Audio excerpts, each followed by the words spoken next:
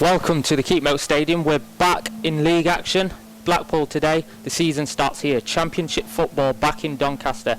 Chris, how exciting is today's afternoon game?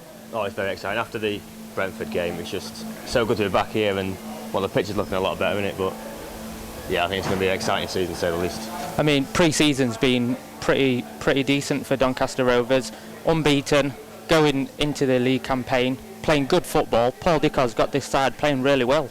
Yeah, I think especially the last pre-season game against Bradford, we played some fantastic passing football, especially between the front four. We've got some cracking signings this season, with especially Mark Duffy coming in. I think he's the one to watch next season for Doncaster. And they've got a pitch that they can play that football on as well. The pitch is looking absolutely glorious in the sunshine this afternoon. Yeah, and full credit to Andy Thompson, the groundsman, as well, and his team as well. Don't forget the whole team really, of the ground staff. They've done a fantastic job, and it's looking very sharp to play on.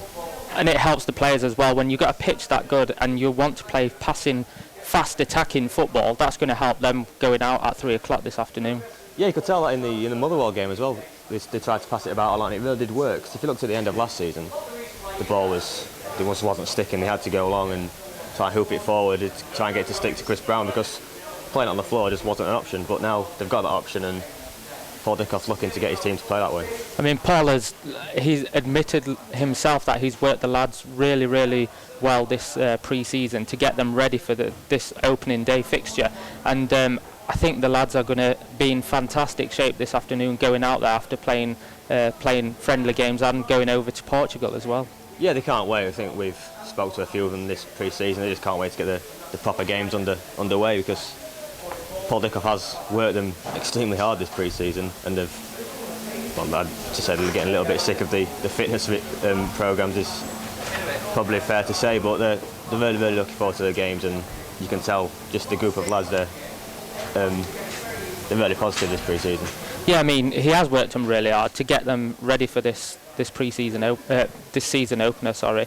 But he has also got the footballs out and gotten them playing how he wants them to play. Yeah, like I say, I alluded to the Bradford game especially a minute ago. There were signs in the first half where if that happened, if we play like that in the Championship, we can beat anyone.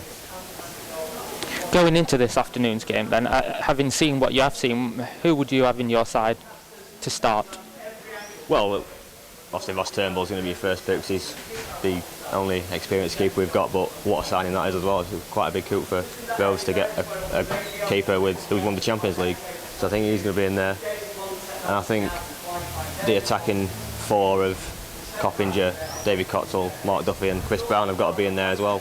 And apart from that, you can't really choose. I think the gaffer's got the team playing a slightly different way as well, playing one up front and all the attacking flair behind him. Creating chances is not going to be a problem this season.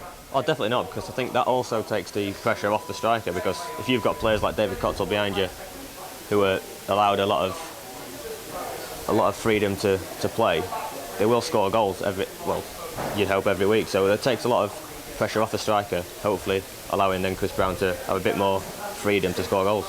And it's a chance for some of the players who haven't played in the Championship, and maybe those who already have, to prove themselves again in the second tier. Yeah, and you look at signings like Harry Forrester as well. They're going to get a chance at this level now, so it's going to be an exciting season, to say the least. What are you expecting this afternoon then, Chris? Blackpool, a team that, well, we haven't played at home for several seasons on the opening day, but I think Blackpool was the last team who did play at home on the opening day. I was looking at that this morning, actually. I thought that as well, but we forgot the Millwall game from the last time we got promoted. Of course, yeah. Played the first game, but I think from Blackpool, it's hard to tell really, because if you look at Paul Ince's side, they're a bit like us. You're not quite sure what you're going to get from them, because Paul Ince has admitted himself they're struggling with players as well. So it's going to be an interesting game, because you don't really know what you're going to expect from either side. That's all from us at the Keepmoat. Remember to tune in to Rovers Player from 2:30 for all the action from the Keepmoat Stadium. Doncaster Rovers versus Blackpool.